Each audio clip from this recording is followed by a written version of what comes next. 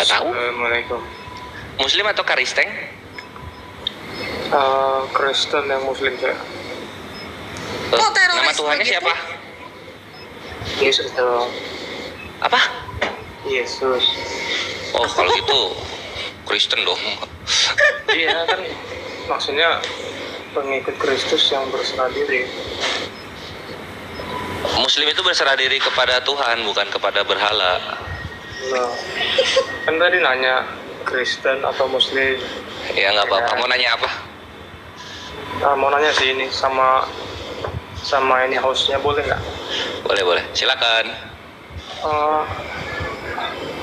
Saya mau nanya ini sama hostnya, tolong dijelaskan surah An-Nisa 15. Kenapa nanyanya sama aku? Kan aku di sini host, bukan debaternya. Debaternya suami aku. Iya, Udah saya bahas mau dulu nanya nih. ke hostnya. Boleh nggak dijelasin? Surah Aku masih An-Nisa. fakir ilmu aku. Belum bisa aku Surah jelasin. An-Nisa Kamu nanyanya ke 15. YD aja. Nanyanya apa? Oh, kira nanya apa? Bini gue mualaf. Surah An-Nisa 15. Itu istri boleh dikurung sampai mati. Terus Dan para wanita yang mengerjakan perbuatan keji, hendaklah ada 4 orang saksi di antara kamu. Kemudian apabila mereka telah memberi persaksian, maka kurunglah mereka dalam rumah sampai mereka menemui ajalnya atau sampai Allah memberi jalan lain kepadanya, gitu. ya jadi Ya. gini, saya mau nanya sama hostnya dulu nih. Silakan. Boleh kan? Ya, host itu gimana Boleh. tanggapannya soal itu boleh dikurung sampai mati gitu, istri-istrinya? Gimana? Apa suaranya? penjelasannya? Kenapa dikurung sampai mati? Dia nggak mau Iya. bacain yang frasa awalnya. Malu dia. Ini Fa, tanggapannya nih Fa, tanggapannya ya Fa. Afifah kan donatur Kristen yang pindah ke Islam. Coba tanggapannya soal ayat An-Nisa 15. Enggak donatur. Nah itu apanya apa ininya? Sini. Ini nih aku ini. Diajak ngomongnya Ini putus. tanggapannya Afifah untuk surah An-Nisa ayat 15. Terjemahannya berbunyi begini. Dan para wanita yang mengerjakan perbuatan keji, hendaklah ada 4 orang saksi di antara kamu. Kemudian apabila mereka telah memberi persaksian, maka kurunglah mereka dalam rumah sampai mereka menemui ajalnya atau sampai Allah memberi jalan lain kepadanya. Nah, tanggapannya gimana? Gua hakim yang adil nggak tuh? Oke. Kalau tanggapannya terkait surah itu, kalau tanggapannya ya benar, setuju. Karena kan itu dikatakan wanita itu melakukan hal yang keji gitu kan Bang Asep, dan udah ada persaksiannya atau disaksikan berapa tadi ya, 4 atau berapa gitu. Terus memang ada hukumannya kan? Kan kita tuh nggak pakai konsep kasih, nggak yang harus dicintai atau dihukum kasih gitu Bang Asep. Oke. Jadi setuju ya dengan ayat itu, boleh dikurung sampai mati. Iya, setuju. Kenapa emangnya? Oke. Emang kalau di Itu- Kristen itu- gimana? Oh, Di mantap. sayap? Bini itu gua. aja sih. Keren. Satu lagi boleh ya, sebelum saya Boleh. Satu lagi. Apa? Oh, jadi Afifah ini yang dialog Nggak ya dia aja. Fa. Apa dia nggak perlu penjelasan, dia perlunya tanggapan. Jadi Afifah tanggapi aja, gitu. Iya. Silakan, Soalnya Bang aku Asep. masih fakir ilmu. Iya, saya Ya, nggak apa-apa saya- kan tanggapan untuk ayat-ayatnya. Kalau tanggapan itu menurut pribadi kita nggak perlu pakai ilmu, tapi nurani kita kan gitu. Benar. Itu saya nggak menyangka sih itu. Cuma nanya berikut. doang pendapatnya. Itu di satu lagi di surah An-Nisa 34. An-Nisa 34, oke. Apa itu? Itu istri boleh dipukul. Iya boleh dipukul, kenapa? Pasti ada apanya gitu. Aku nggak bisa. Iya nggak mau. Aku nggak bisa Dia buka. nggak mau ngasih alasan dia. Sini, kamu Nah, jangan. ini gua bacain. Iya, makanya Gimana sih, Bang? Makanya apa namanya? Dalam Cuma nama nanya Yesus ini, mari kita potong-potong ayat. Tiba-tiba istri dipukul, jeda. Tiba, ya dipukul kenapa? Ini ya nggak apa-apa, sini gua Iya, bacain. jelasin. An-Nisa ayat 34 ya. Benar. Oke. Kaum laki-laki itu adalah ini terjemahan kan ya? Kaum laki-laki itu adalah pemimpin bagi kaum wanita. Mana ya yang bahasa Indonesianya? Tunggu. Arti terjauh. Coba. Gua buka di Sindo News deh. Mau ngejebak tapi enggak. Tanya balik, ya nanti tanya balik. Iya deh aja nanya balik, ya pertanyaannya banyak. Gua masih lagi males saya nanya. Nggak nyangka, itu. cuman menurut pendapatnya saja gimana Iya, iya. pendapatnya. Laki-laki itu pelindung bagi perempuan. Karena Allah telah melebihkan sebagian mereka laki-laki atas sebagian yang lain perempuan. Dan karena mereka laki-laki telah memberikan nafkah dari hartanya, maka perempuan-perempuan yang soleh adalah mereka yang taat kepada Allah dan menjaga diri ketika suaminya tidak ada. Karena Allah telah menjaga mereka. Perempuan-perempuan yang kamu khawatirkan akan nusyush, hendaklah kamu beri nasihat kepada mereka. Tinggalkanlah mereka di tempat tidur dalam kurung pisah ranjang, dan kalau perlu pukullah mereka. Tetapi jika mereka menaatimu, maka janganlah kamu mencari-cari alasan untuk menyusahkannya. Sungguh Allah Maha Tinggi lagi Maha Besar. Silahkan Hafifah tanggapannya. Terima kasih. Itu gimana Sama-sama. tanggapannya? Iya, jadi emang ya Allah emang maha adil di sini kalau siapa namanya Bang Asep gitu. Karena itu kenapa kan lu kalau itu kan tadi lu bilangnya istri boleh nggak dipukul ya. Gua kaget lah kok istri boleh dipukul tiba-tiba. Terus kalau misalkan udah dijelasin sama YDA, jadi Bang Asep kenapa di situ dijelaskan di surahnya dipukul? Karena kan itu kalau nggak salah istrinya berbuat nusyus ya, berbuat apa tuh? Kalau nggak salah ada kisahnya dia itu berbuat zina atau apa gitu ya, berbuat yang nggak baik gitu di situ. Nah kemudian si suami ini harus menasehatinya dulu gitu loh Bang Asep. Jadi bukan langsung semena-mena langsung dipukul kayak gitu, enggak. Jadi di situ harus dinasehati dulu, disaranjang dulu, kan ditinggalkan dulu supaya dia merenung, introspeksi diri gitu-gitu loh. Tapi kalau misalkan masih dilakukan lagi, masih bebal, masih gimana ya, masih begitu-begitu aja, ya ada hak juga kalau misalkan dipukul. Gitu Bang Asep. Maksudnya kalau sebagai istri kita juga harus tahu diri, menempatkan diri Bang Asep. Gitu loh. Oke, jadi dari dua pertanyaan saya tadi yang saya simpulkan, pertama istri boleh dipukul terus boleh dikurung sampai mati. Oke. Terima kasih itu saya sih. Saya izin turun ya. Sama-sama, iya Bang Asep, silahkan. Sama. Lo udah. Udahlah. Nah jadi itulah kawan-kawan ya, dalam Islam itu sebagaimana muslimah yang sudah dibukakan hidayah kepadanya, dia ngerti gitu kenapa ada hukum-hukum yang mengatur dan membatasi supaya jangan sampai terlewati oleh para muslimah dan juga muslimin gitu. Berbeda di dalam Kristen gitu. Misalnya ya, tadi kan Bang Asep itu tadi menyembah Yesus dia. Contoh misalnya Bang Asep punya suaminya ini lalu menghujat Yesusnya. Hah? Bang Asep punya istri maksudnya. Oh iya, salah. Lagi bete. Bang Asep punya istri. Nah istrinya ini ketika lagi berdoa dia ngomong, ini maaf ya, wah Tuhan anjing, masanya kayak gitu.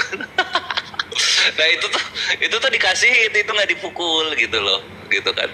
Diulang lagi setiap hari, setiap beribadah, wah Tuhan anjing gitu kan. Ancus anjing, nah kayak gitu.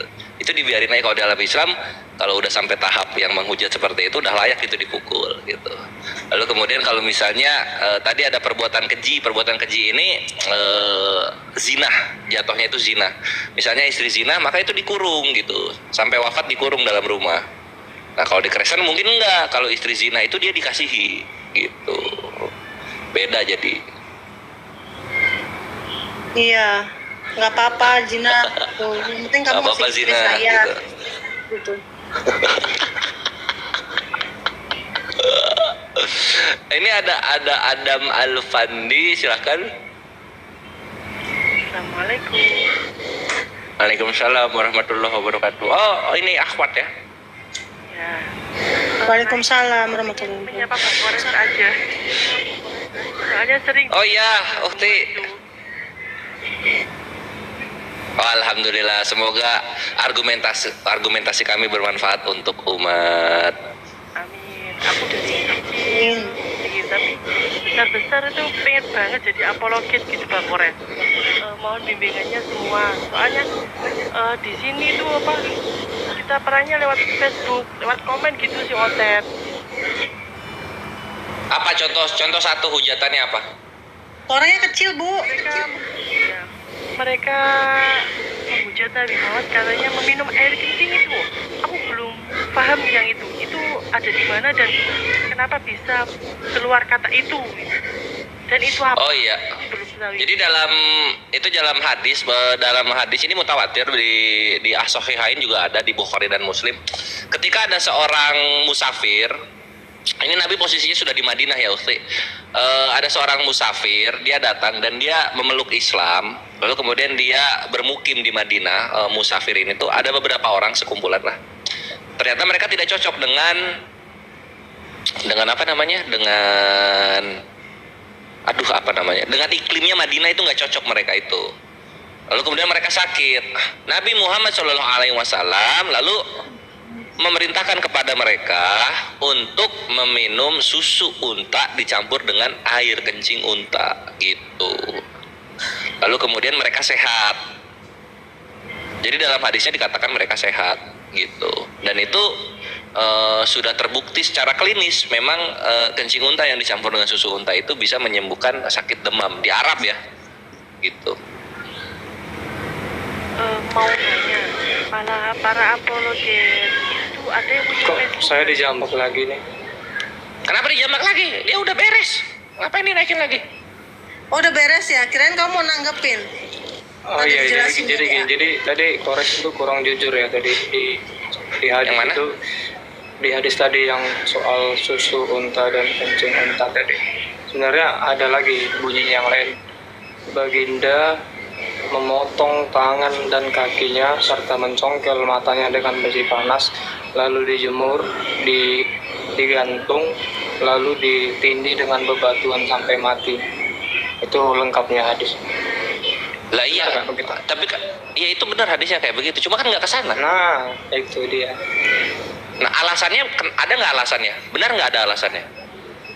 Ya, Atau nggak peduli alasannya apa? Iya, coba kita buka. Boleh nggak? Nanti tuh kok turun dia nih. Masih utik. Iya, tapi benar kan yang saya bilang kan. Benar di hadisnya memang begitu. Dicongkel matanya, tangan kakinya dipotong, lalu digantung, diterik matahari, lalu ditindih dengan bebatuan sampai mati. Ya ini, misalnya kita ini di Sahih Bukhari 2795 ya. Dari Anas bin Malik radhiyallahu anhu bahwa ada rombongan pasukan berjumlah sekitar 8 orang yang menghadap Nabi SAW. Lalu mereka terkena penyakit yang sedang mewabah di Madinah. Ya, ini Sahih Bukhari-nya 2795 ya. Mereka berkata, wahai Rasulullah, bantulah kami untuk mendapatkan susu unta. Beliau berkata, aku tidak dapat membantu kalian kecuali jika kalian memberi sekitar 3-10 ekor unta. Maka mereka berangkat mencarinya, lalu mereka meminum air seni unta-unta itu dan susunya hingga mereka menjadi sehat dan menjadi gemuk. Oh, kok di sini emang nggak ada Nabi menyuruh ya? Di mana Nabi menyuruh? Ya, lalu mereka meminum air seni unta-unta itu dan susunya hingga mereka menjadi sehat dan menjadi gemuk-gemuk. Kemudian mereka membunuh pengembala unta itu dan mencuri unta-unta tadi, serta mereka kembali menjadi kafir setelah Islam. Maka beliau di sini Nabi Muhammad SAW mengutus orang untuk mencari mereka, dan akhirnya sebelum matahari meninggi pada siang hari itu mereka didatangkan. Maka tangan-tangan dan kaki-kaki mereka dipotong. Lalu Nabi SAW memerintahkan untuk membawa paku yang dipanaskan, lalu mereka dipaku dengan dijemur dengannya, lalu mereka dipaku dengannya dan dijemur di bawah panas terik hingga mereka meminta minum, namun tidak diberi hingga mereka mati. Abu Kilabah berkata, mereka telah membunuh dan mencuri serta memerangi Allah dan Rasulullah SAW dan telah berbuat kerusakan di muka bumi. Akhir hadis gitu. Dan kalau nggak salah itu kalau di hukum Islam itu memang perintah ya. Di contoh di Al-Anfal 12 itu boleh dipenggal ke kepalanya. Itu Ya, betul gitu. Jadi kalau lu nggak mau mati, jangan bikin masalah. Jangan menzolimi orang lain, jangan mencuri hak orang lain, jangan membunuh orang lain. Kalau nggak lu dimatiin lagi. Itulah hukum Islam. Iya. Tapi kalau yang saya tahu itu ya, hakim itu sebenarnya hanya Tuhan. Apa? Hakim Hakim yang bisa menghakimi manusia itu hanya Tuhan. hanya tubuh. Hanya Tuhan. Oh, hanya Tuhan. Nah, maksud gue gini, kalau memang Kristen konsisten dengan kayak begitu, kalian jangan jadi pengacara, jangan jadi hakim di Indonesia gitu loh. Jadi apa ya? Maksudnya tuh, iya ketika Ya, ada masalah maksudnya- perkara ya Yesusnya aja yang menghakimi gitu, jangan kalian lapor Iya. polisi gitu loh. Iya, maksudnya Ini kan kayak- apa ya, omongan-omongan apa, jadinya tuh apa ya, firman Tuhan kalian itu jadinya tuh nggak guna, nggak ada nilainya sama sekali. Karena ujung-ujungnya kalian ke hakim manusia, lapor polisi gitu, nyewa pengacara, apa ini anjir? Ya, jadi kalau di Alkitab itu jelas itu ya, jangan menghakimi agar kamu tidak dihakimi, jangan menghukum agar kamu tidak dihukum, ampunilah maka kamu akan diampuni. Betul. Nah, Iya. kasih tahu ini kepada siapa sih yang dibunuh Sambo tuh? Lupa gua. Sambo. Siapa sih yang dibunuh Sambo? Oh ya. Siapa sih namanya? Aduh, lupa gua. Korban itu siapa? Tapi Freddy namanya ya? Yang Siapa namanya? dibunuh siapa si Sambo? Oh, yang dibunuh Sambo itu siapa namanya? Joshua. Joshua. Nah, Joshua masuk. Nah, lu bilang itu ke keluarga Joshua gitu loh. Ampuni Sambo. Jangan Ya, tapi- jangan dituntut, jangan dipenjara gitu loh. Waduh. Tapi ada di Masuk Al-Quran juga apa sih ini berkata- orang Kristen nih? Gue tuh respect sama hukum-hukum kalian gitu. Kasihilah musuhmu, walaupun gue nggak tahu cara mengasihi setan itu seperti apa. Tapi seenggaknya ya lu jalankan gitu loh, bre. Jangan Gimana? jangan diinjek-injek. Gimana? Apa tuh? Ya, jadi gini ya. Tadi kan jangan dilaporkan, kan tadi kamu bilang. Heeh. Sebenarnya kan di ayat lain juga ada berbunyi tunduklah kepada pemerintah karena pemerintah itu adalah pilihan ya kalau nggak salah ya, ayatnya. Ada Pemerintah itu datang dari Allah. Hmm. Iya, ini kan apa? Itu kan maksudnya gini loh. Itu kan Paulus yang ngomong itu di Roma 13 dari Roma 13 1 sampai 12. Nah, ini kan kita lu mau pakai Paulus atau Yesus nih? Ya sama aja tuh, sama aja. Sama-sama firman Allah dua-duanya. Hmm. Waduh, kalau itu ya gimana? Susah. Oke. Maksudnya jadinya kontradiksi gitu loh. Yesus ngajarin mengasihi musuh, mengampuni musuh, Paulus mengajarkan ikuti pemerintah.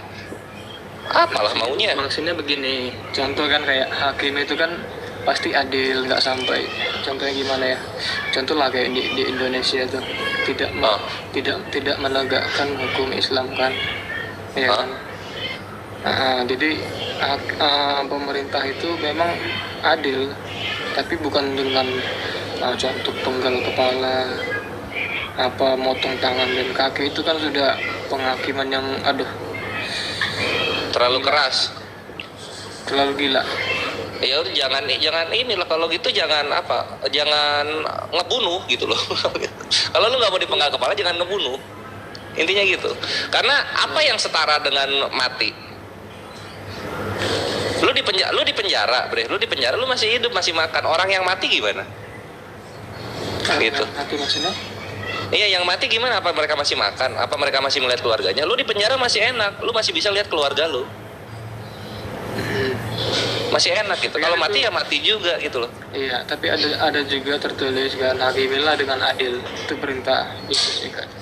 Nah, sekarang menurut lu, Asep, wah, hakimilah dengan adil di mana Yesus ngomong kayak gitu? Aduh, lu tuh jangan sotoy. Adil itu ada itu. Hakimilah dengan adil, kasihilah musuhmu, Yesus itu Lukas 6 nomor 35. Itu ada di Yohanes itu ada. Hakimilah dengan adil di mana? Coba gue cari hakimilah dengan adil ya. Gue lihat Yesus tuh hukumkah? Hakimilah dengan adil.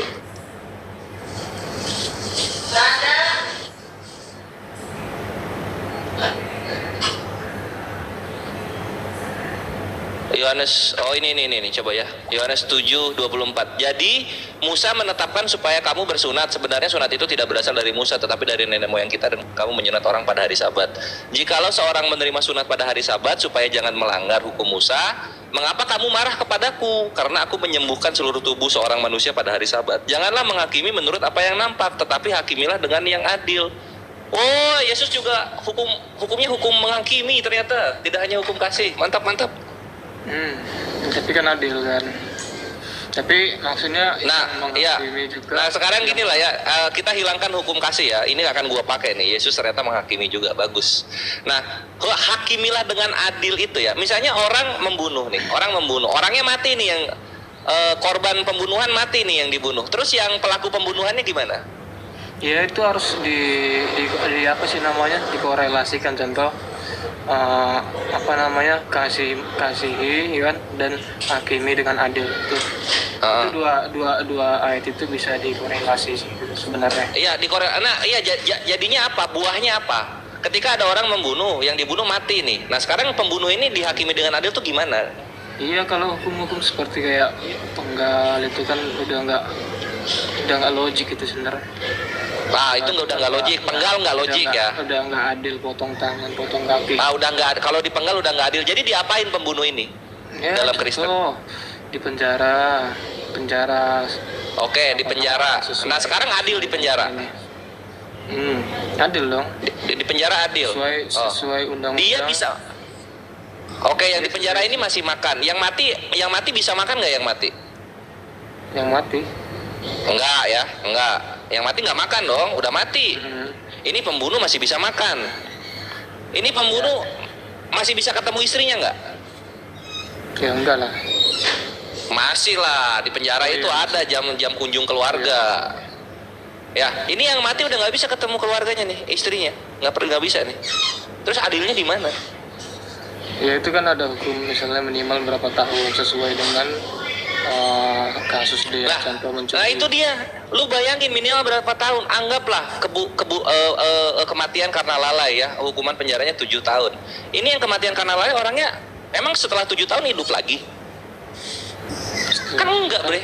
Adilnya di mana gua tanya? Itu adil dengan sesuai dengan kasus dia. Contoh kan di Indonesia kalau hukum berapa tahun. Nah inilah maksud gua Bang Asep. Maksud gua tuh dalam Islam itu penghakiman yang adil itu melihat kerugian dari sisi korban. Kalau kasih itu enggak. Hukum kasih Yesus, hakimilah dengan adil versi Yesus. Dia fokus kepada pelaku dosanya. Korban dari kerugian perbuatan dosa dibiarkan begitu saja. Oke. Itu Sep. Gitu. Dan nggak akan ditanya dalam Islam sampai ada terjadi penggal itu harus melewati hukum apa? Hukum diat dulu dan kafarot. Apa itu diat dan kafarot? Diat dan kafarot adalah hak dari keluarga korban untuk ditanya. Wahai keluarga dari korban, apakah kamu bersedia mengampuni pelaku pembunuhan ini? Nanti keluarga korban menjawab, ya saya bersedia, tapi bayar dengan uang darah. Uang darah ini namanya diat. Bayar dengan diat sekian-sekian. Gitu. Nanti kalau udah bayar, ini si pelaku nggak dipenjara, nggak diapain, udah bebas dia. Karena udah sama-sama adil. Uang darah diambil, pelaku membayar uang tersebut gitu. Nah, kalau misalnya keluarga korban ini tidak mau uang diat, enggak, kami menuntut kisos. Kisosnya artinya apa? Hal yang sama untuk pelaku, yaitu apa? Nyawanya hilang gitu. Apa yang terjadi? Penggal. Kenapa penggal? Ini mungkin untuk orang-orang Kristen nggak paham. Kenapa penggal itu beradab dan moral? Karena kematian paling cepat adalah kepala terpisah dengan badan. Itu 13 detik ke bawah orang sudah meninggal. 13 detik loh. 1 2 3 4 5 6 7 8 9 10 11 12 13 udah meninggal. Lu mau apa? Mati apa? Ditembak. Ditembak itu pendarahan dulu, ngabisin 1 menit. Ditusuk apa lagi? Ditenggelamkan, tenggelamkan. Paru-paru bisa menampung 4 liter air di dalam di dalam paru-paru. Di dalam paru-paru itu 4 liter air yang bisa ditampung. Untuk sampai ke 4 liter itu membutuhkan waktu 2 menit. Kesiksa, Bre. Iya. Jadi kalau menurut Chorus ini hukum mana yang paling bagus untuk diterapkan contoh untuk dunia ya? Kita ambil dunia. Oke, untuk dunia ya, paling bagus itu buat gua adalah hukum Islam gitu. Kenapa? Karena hukum Islam sangat menakutkan untuk para pelaku dosa. Jadi orang kalau kepikiran dosa pun mereka tidak akan sampai mempraktekannya. Kenapa? Karena hukumannya keras untuk orang-orang yang melanggar hak orang lain. Itu satu. Terus yang kedua, yang gua sangat kritisi itu adalah mengenai jizyah, zakat dan jizyah gitu, untuk menggantikan pajak. Karena kita ngobrolin pajak. Pajak itu ada berapa bentuk ya? Pajak pekerjaan, pajak barang mewah, pajak tanah, pajak apa lagi ya? Pajak kendaraan. Terus apa lagi pajak ya? Pokoknya ada banyak lah macam-macam itu pajak. Belum pajak usaha gitu kan. Pajak tanah, nah ada lagi. Pajak banget semua banyak. Tapi kalau kita pakai hukum Islam, Mas Sep, kalau kita pakai hukum Islam cuma dua. Yang kafir itu hanya jizyah yang diambilnya per tahun, yang muslim itu zakat. Zakat fitrah, muslim banyak tapi semuanya diambilnya per tahun. Zakat fitrah itu ketika Ramadan, dan zakat harta yang hitungannya per setahun sekali. Udah simpel, sisanya itu hak lu karena lu yang berusaha. Iya, jadi Bentar. Assalamualaikum. Waalaikumsalam warahmatullahi wabarakatuh. Gini ya, abang tadi bilang hukum Islam lebih cocok, tapi buktinya walaupun hukum Islam ditegakkan, tapi buktinya masih banyak yang contoh mencuri atau membunuh segala macam. Itu gimana? Tunggu Ahi Kama. Iya. Ahi Kama, tunggu dulu, biarin dulu. Apa Sep, habisin dulu kalimatnya. Ya, kan tadi abang tadi bilang hukum Islam paling cocok untuk diterapkan di dunia. Tapi buktinya kayak misalnya di mana ya, di Arab sendiri kan, itu kan hukum itu masih ditegakkan ya, penggal kepala itu. Jadi sampai sekarang masih ada orang-orang yang berlaku begitu walaupun diterapkan. Nah itu gimana? Walaupun apa? Walaupun diterapkan itu hukum Islam. Lah, iya. Dikit Ahi Kama ya, aku dulu nanti Ahi Kama lanjut. Jadi dengan hukum seperti itu aja manusia masih ada yang mencoba berkhianat terhadap hukum tersebut. Apalagi nggak ada hukum. Nah, apalagi nggak ada hukum gitu. Apalagi nggak ada hukum. Sekarang kita lihat safest country in the world gitu. Kita bandingkan Arab Saudi masuk yang keberapa dibandingkan dengan Amerika dan Eropa. Safest country loh.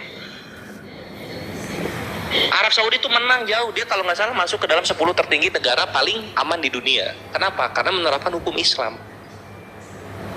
Orang-orang di Saudi ketika ada wanita berjalan tengah malam di luar, itu nggak ada sama sekali pelecehan terjadi di Arab Saudi. Lu nggak akan nemu kasus pelecehan di Saudi. Tapi kalau lu ke Amerika, Eropa, negara-negara mayoritas Kristen lah, Afrika Selatan, Republik Afrika Tengah, Uganda, wah, habis. Sampai ada istilah namanya rape culture, budaya memperkaos. Itu Afrika Selatan yang punya. Iya. Jadi saya jadi teringat ya sama narasinya Donditan itu, pernah datang ke podcastnya ini ya, siapa dia?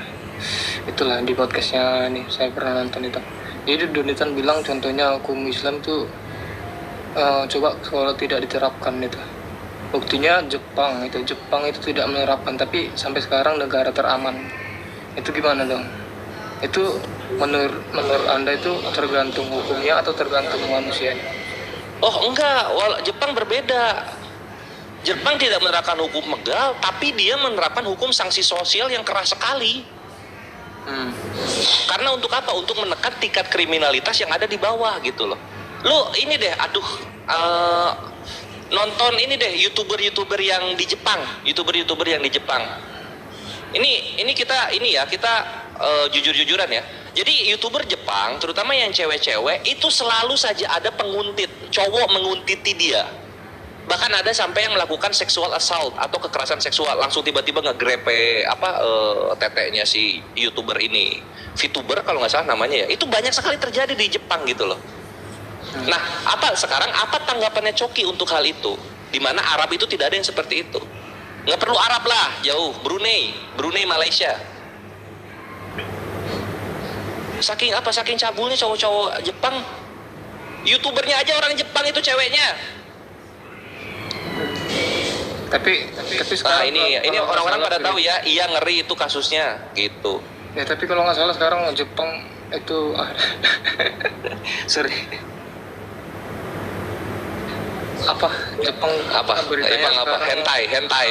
Bukan lagi banyak yang mualaf ya, kalau itu ada dengar beritanya banyak yang gua nggak itu iya. Belum tahu infonya. Karena katanya itu Korea Selatan nggak tahu ya kalau nggak salah Jepang itu, karena alasannya katanya bisa poligami itu, kata yang saya dengar sih dari beritanya. Ya, anggap kita asumsikanlah berita yang lu dengar itu benar ya, bisa poligami. Ya nggak ada masalah. Artinya apa? Walaupun secara cabulnya mereka terhadap wanita itu kenceng, tapi orang-orang pria Jepang itu mempunyai kapasitas untuk memiliki lebih dari satu istri, gitu. Dan apa ya? Poligami itu dibolehkan karena poligami itu apa ya? Ini glamor, bre. Poligami itu glamor, bukan sesuatu yang macam pacaran. Lu bisa pacarin satu cewek, lalu kemudian lu pacaran lagi kedua cewek. Enggak. Ketika lu memang komit untuk mempunyai istri kedua dan ketiga, maka lu harus memikirkan maharnya si istri. Mahar itu berarti seserahan secara nominal uang kepada istri kedua ketiga, rumah, mobil, jaminan yang sama yang lu berikan kepada istri pertama, gitu. Makanya orang-orang yang poligami dan secara nyata itu ini adalah orang-orang yang tingkatnya itu udah ke level raja-raja di atas. Contoh lah ya, contoh orang contoh yang orang kafir yang menerapkan istri lebih dari satu itu Raja Thailand. Dia punya 700 istri dan masih ada lagi yang mengantri untuk menjadi istrinya. Kenapa? Karena cewek-cewek ini tahu ini orang mampu menghidupi dia. Nah, kaya kan Raja Thailand itu, gitu. Ini Afwan, sampai lupa. Akhi Kama mungkin mau menambahkan, silakan. Tadi udah dijawab sih. Tadi maksud aku gitu, Bang Gores. Ya negara yang paling teraman ya Saudi Arabia karena melakukan hukum Islam gitu. Ya udah dijawab tadi sama Gores. Alhamdulillah. lanjut ke Bang Gores. Gores. Iya, jadi apa ya namanya? Muslim itu memang sukses di framing oleh Westerner ya, oleh Kristen-Kristen Eropa Barat yang kemudian menjadi impian fantasi bagi Kristen-Kristen di Indonesia yang ingin Indonesia itu seperti Eropa gitu loh. Cuman kan apa ya, orang-orang yang di luar Eropa melihat Eropa itu dari media gitu loh, bukan dari video amatir. Alhamdulillah sekarang ada Telegram di mana kita bisa melihat video amatir bagaimana kehidupan di Eropa sana gitu loh. Bagaimana kehidupan di Eropa sana. Kita ambil satu contoh lah ya. Inggris itu COVID nggak ada tapi diberlakukan jam malam. Kenapa? Karena di sana jalanannya sangat berbahaya, banyak geng-geng jalanan. Mereka bawa-bawa golok gitu loh, bawa-bawa golok, dan mereka merampok toko, merampok orang-orang pedestrian yang sedang berjalan gitu loh. Apa yang dilakukan Kristen di sana? Ya nggak ada lah, kasihilah musuhmu, ampuni mereka. Ini balik lagi jadinya itu jadi ketika korban mengadu, ini untungnya sekuler ya negara-negara Eropa dan Amerika itu, sehingga ketika ada aduan pelaporan dari korban-korban kejahatan kriminal itu ditanggapi. Tapi coba kalau Kristen gitu loh, coba Kristen yang di sana mengikuti apa yang ada di Perjanjian Baru, datang melapor, kasihilah musuhmu, ampunilah mereka gitu. Sekarang kamu doa Bapak kami, kan susah. Jadi sebenarnya gini ya, sebenarnya itu bisa dibedakan ya tentang ajaran untuk moral ya, untuk diterapkan kepada manusia itu. Moralnya itu sebenarnya ya itu pantas untuk diterapkan kasih musuh, tapi itu beda dengan hukum. Hukum itu kan didirikan oleh pemerintah. Jadi hukum kasih dan hukum pemerintah itu sejalan gitu, bisa dikorelasikan. Contoh kayak hukum kasih itu untuk manusianya, hukum pemerintah untuk hukum yang melanggar undang-undang, contoh begitulah. Jadi itu bisa dikorelasikan, bukan digabungkan semuanya. Ini maksud gua. Asep, kalau dari obrolan lu harusnya udah sadar, bre. Kekristenan tidak bisa hidup tanpa hukum negara. Harus ada hukum negara yang menaungi orang-orang Kristen. Lu harus akui itu. Iya, jadi kayak kan saya bilang tadi, hukum kasih itu Mantap. sangat pantas ya untuk diterapkan. Tapi kita jangan lupa juga ada hukum pemerintah yang ada itu tertulis di Roma, itu kita harus tunduk kepada pemerintah. Itu kan sebenarnya nyambung itu. ayatnya. Akhi Kama atau yang lain lanjut dulu ya. Aku mau closing YouTube baru nyambung ke sini. Iya, itu kan pemerintah, bukan berasal dari Bible. Bible cuman hukum kasih, tapi kan runutan. Aduh, ini gua Ahira. Halo, selamat malam. Di-mute dulu Bang Gua Ahira. Selamat malam. Malam. Di-mute dulu. Bang, mau tanya bang. Boleh bertanya? Ntar nanti dulu ya. Nggak bisa bang, habisin aku mau BO. Sekarang bisa. Udah. Turun. Tiba, turun. Kau. Ya, Kau anjing. Makan beol mau makan. Kasih makan kau lama. Anjing.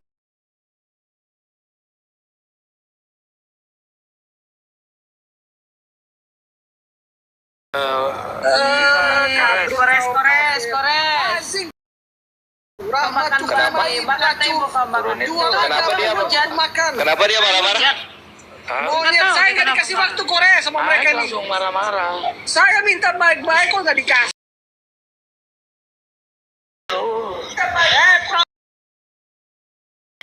Kalau badan nggak laki. Tendang aja bang, kores. Jangan marah-marah tuh gimana nih penyembah berhala kawin? Santai lah. Ya aku bertanya baik-baik. Ya, Kenapa? bohong, nggak baik-baik. Nggak dikasih Kok, waktu jatuh. bang Kores.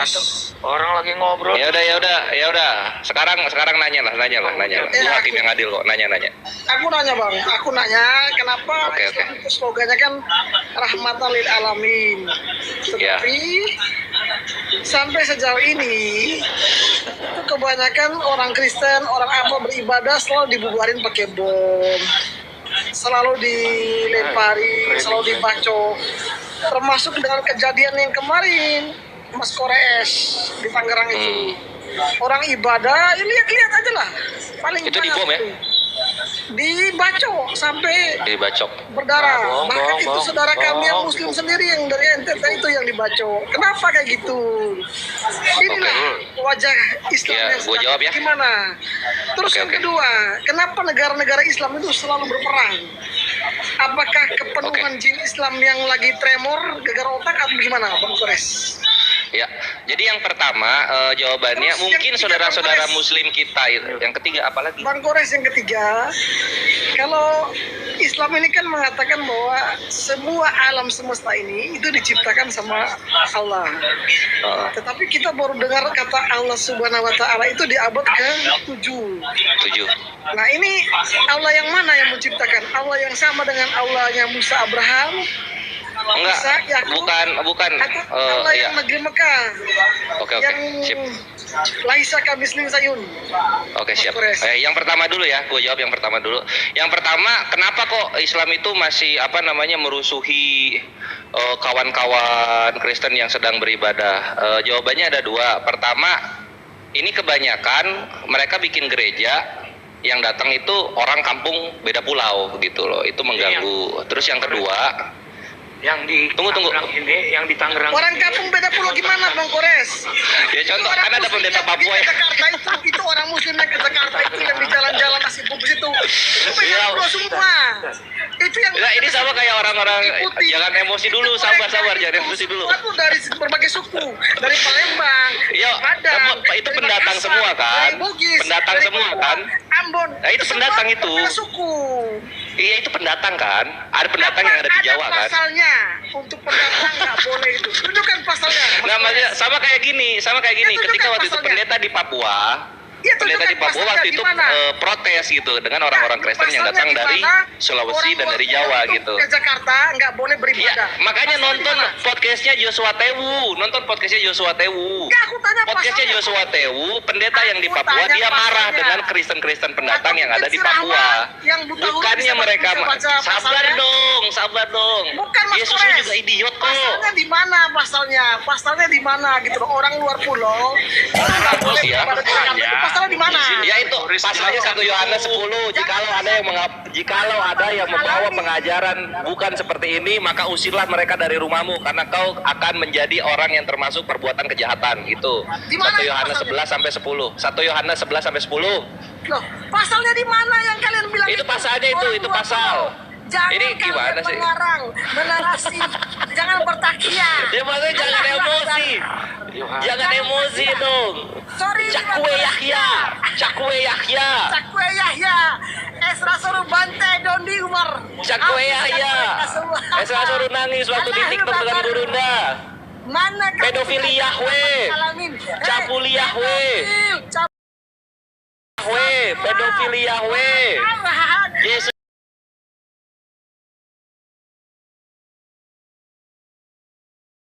Yesus di nanti ketika ada perkawinan Kristen, Yesus Kristen, Yesus Kristen, Yesus di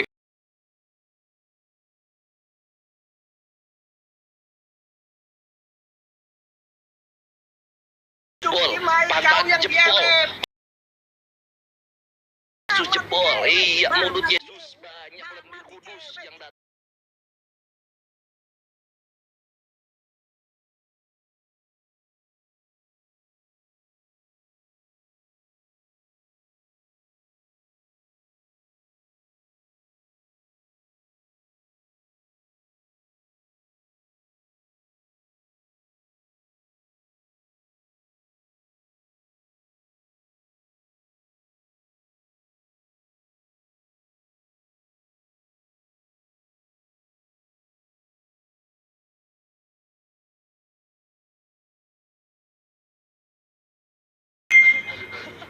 Assalamualaikum. Waalaikumsalam warahmatullahi wabarakatuh. Assalamualaikum warahmatullahi wabarakatuh. Di-mute aja yang Kok jadi bener ya. begitu sih Bang Kores? Ya, Yang saya ya antum kan mau jelasin, kok jadi begitu dia bisa jadi Dia, berontak Ma- begitu? ya karena gini Ababe. Dia kan bertanya 3 pertanyaan, baru aku jawab yang pertama gitu kan. Kenapa itu kok bisa dibom, dibacok kayak gitu? Aku baru jawab yang pertama, ya mungkin karena yang datang-datang ke situ bukan pribumi, pendatang, emosi dia. Ya, harusnya langsung diturunin, Bang. Saya nanti enggak, maksudnya gini loh, Bun, maksudnya gini loh. Kalau misalnya aku langsung diturunin, nanti aku nggak bisa ngeluarin argumen gitu. Harus ada dia supaya aku bisa ngeluarin argumen. Nah sekarang kita jawab satu-satu ya. Pertama itu, ini sebagaimana penjelasan pendeta Papua yang ada di mana? Akhi Kaman, noise, oi. Saya mau Nah, jadi ini yang pertama aku jawab, aku pulang ya. Ukti Margareta noise sekarang. Tunggu sebentar. Mute. Nah, sip. Nah, jadi yang pertama mengenai kenapa orang-orang Kristen yang beribadah itu ada yang dibacok, dibom katanya kan gitu. Ya yang pertama itu karena seperti yang kita tahu, yang dijelaskan oleh pendeta yang di Papua ketika ada podcast di Joshua Tewu, pendeta Papua ini marah dengan orang-orang Kristen pendatang yang di Papua. Bukannya masuk ke gereja yang ada di Papua, yang sudah ada di Papua, dia malah gimana main Dinaikin lagi sih? ini Kan, Bang. ini kenapa ini yang nyembah berhala kawin kok naik lagi? ajaran ngewek. Kenapa ini yang mau dijawab dulu, woi, penyembah berhala kawin, sabar. Ini mau gua jawab dulu. Penyembah Tuhan yang diperkosa, Moderator, Bang. penyembah batu jakar. Kasih Udah, ya, moderator aku di-mute biar aja, mute. Pak, itu ini si penyembah berhala kawin ini ditahan dulu, karena kan kita harus jawab dulu. Itu yang pertama ya. Pendeta Papua mengatakan bahwasanya ketika ada orang yang sedang pendatang di sana beragama Kristen, bukannya masuk ke gereja-gereja yang sudah berdiri di Papua, mereka malah bikin gereja baru di sana. Sehingga apa? Pribumi Papua pun kesal dengan kelakuan Kristen-Kristen pendatang ini. Nah, Kristen pendatang ini tuh bermasalah nggak cuma di Papua, di Indonesia, terutama yang kemarin kejadian di Tangerang pun terjadi yang seperti itu gitu loh. Mereka datang tanah orang gitu, surat perizinan menjadikan rumah ibadah nggak ada, bikin ibadah, emosi lah pribumi yang di sana gitu loh. Itu yang terjadi, itu yang pertama gitu. Lalu yang kedua, alasan kedua, kenapa masih ada yang kesel gitu loh orang Islam sama yang ini? Karena mereka masih mengingat bagaimana cara Kristen datang ke Indonesia gitu loh. Kristen datang ke Indonesia itu mengajarkan untuk menyembah batu yang terukir kepada warga Indonesia, lalu kemudian dijarah semua harta warga negara Indonesia. Masih kesel jadi orang-orang Islam yang ada di Indonesia. Itu yang kedua, gitu loh. Ya, jadi makanya jangan bilang Islam penyembah batu, nanti kegeeran Yesus. Gimana sih?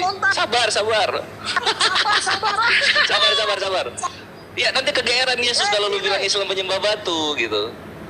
Ya gitu. Bang Nah Wais, itu yang itu siapa? yes. Enggak, itu Bu Wahiro itu siapa sih? Katanya Nah, itu akun baru itu. Iya itu ini Be. Iya akun baru, dia pembenci Islam dia. Penghujat. Pembenci Islam dia. Itu yang pertama. Terus yang kedua, kenapa negara yes. Tambahin dikit. Jadi yang kejadian Boleh. Tangerang, yang di Tangerang ini dia mengadakan kegiatan gereja di kontrakan, ditegur udah berapa kali nggak nerima, akhirnya berkelahi mereka, nggak ada yang main bacok-bacokan, cuman lecet dikit di pelipis gitu, bilangnya dibacok tadi si Wahiro gitu. Berkali-kali berarti udah melakukan berkali-kali. Udah berkali-kali.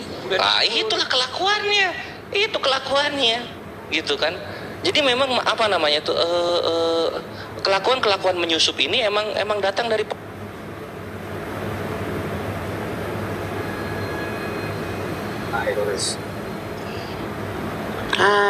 Ben. Dilaporin. Iya dilaporin. Ya begitulah. Jadi sebenarnya gini kejadiannya, akhirnya kan mereka berkelahi. Nah si korbannya justru si apa yang punya yang ngontrak ini, yang mengadakan kegiatan di sana, melaporkan yang mukul dia gitu. Jadi ya kepolisian menangani sesuai kenapa main hakim sendiri, itu aja, bukan masalah kesalahan orang lagi ibadah, bukan. Jadi karena dia memukul ini yang orang mengadakan kegiatan di kontrakan itu gitu. Jadi masalah hakim sendiri itu, Bang. Ya gitulah, framing biasa itu, yang seperti itu pasti digoreng terus. Ini sih Bang Kama, sebenarnya ini suatu hal yang wajar sih ya kalau menurut saya. Kalau di mana mayoritas itu, di mana juga minoritas itu harus menghormati. Saya itu barusan masuk di Komal sebelah itu menceritakan bahwa saya ini waktu puasa itu datang ke NTT di daerah Sumba sana, di Waikabubak gitu. Pas saya lihat searching di Google bahwa populasi Muslim itu di sini berapa persen sih gitu, sobat, saya lihat di Google cuma 1%, Bang. Saya itu untuk masuk ke untuk sholat Jumat, Bang, itu 25 km, Bang, dari Pantai Rua Selatan sana, Pulau Sumba, itu sampai ke Waikabubak itu 25 km, dan itu hanya satu-satunya masjid yang ada di situ.